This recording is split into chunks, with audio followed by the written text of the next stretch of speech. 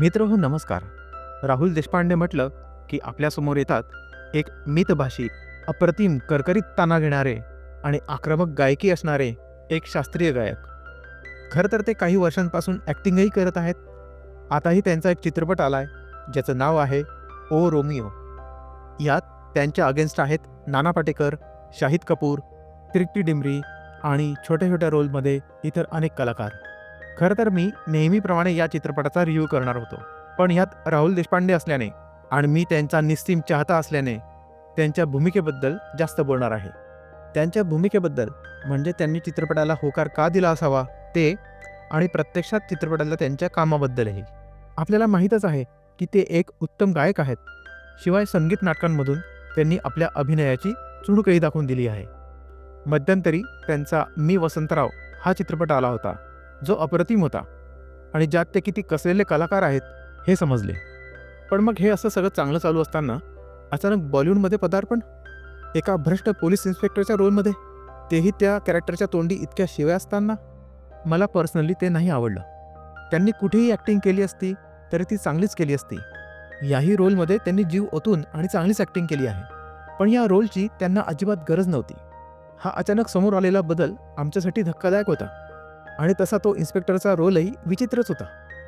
कुठला इन्स्पेक्टर बंदिशी ठुमरी गात एन्काउंटर करतो असं कॅरेक्टर होतं म्हणून यांची निवड केली का, की यांना समोर ठेवूनच कॅरेक्टर लिहिलं गेलं आहे हे त्यांनाच माहीत.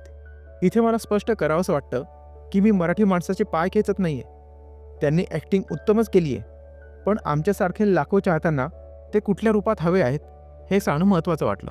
त्यांनी मी वसंतराव, मानापमान, कट्यार सारख्या असंख्य जुन्या नवीन कलाकृती लोकांसमोर आणाव्यात किंवा नवीन सात्विक कंटेंट तयार करावं. आम्ही आहोतच त्यांना सपोर्ट करायला, हाऊसफुल करायला. परंतु बॉलिवूडमधले हे असे विचित्र रोल त्यांनी कटाक्षाने टाळायला हवे.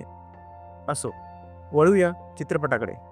हा एक अंडरवर्ल्डचा बेस असलेला, किरकोळ लव्ह स्टोरी असलेला, अत्यंत क्रूर प्रकारची हाणामारी आणि मारकाट असलेला, खूप साऱ्या शिव्या असलेला 3 तासांचा टॉर्चर आहे, ज्यात अरुणा इराणी, नाना पाटेकर, फरीदा जलाल यांच्या तोंडी देखील बऱ्याच भकार, मकार आणि चुकाराच्या शिव्या दिल्या आहेत, जे बघून आपल्याला वाईट वाटतं.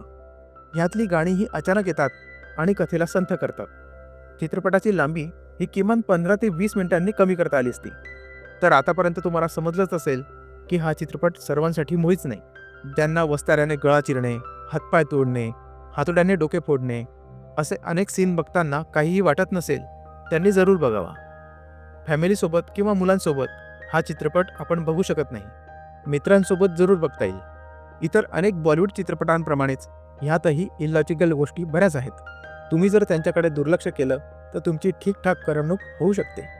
मी ओ रोमिओ ह्या चित्रपटाला देईल 10 पैकी 5 मार्क्स, कारण हा खूपच ग्रे शेडेड, शिव्यांनी आणि क्रूरतेने भरलेला चित्रपट आहे.